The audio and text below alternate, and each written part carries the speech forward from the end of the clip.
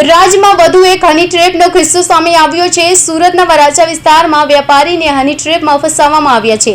યુવકનું હની ટ્રેપમાં ફસાવી ₹3,50,000 પડાવ્યા। હાલ પોલીસે એકની ધરપકડ કરી 2 મહિલા સહિત 4ને ઝડપી પાડ્યા ચક્રો ગતિમાન કર્યા છે।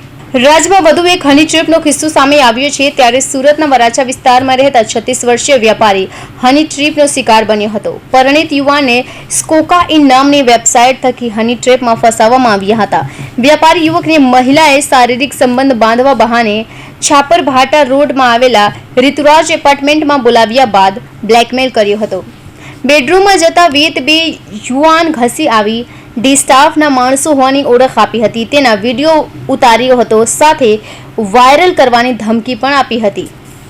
ત્યારે ₹4 લાખની માંગણી કરી ₹3,50,000 પડાવ્યા હતા, જેથી ભોગ બનનાર વેપારીએ આ મામલે પોલીસ ફરિયાદ નોંધાતા અમરોલી પોલીસે એક આરોપીની ધરપકડ કરી 2 મહિલા સહિત 4ને ઝડપી પાડવા ચક્રો ગતિમાન કર્યા છે। Bureau report, Hind TV news, Surat.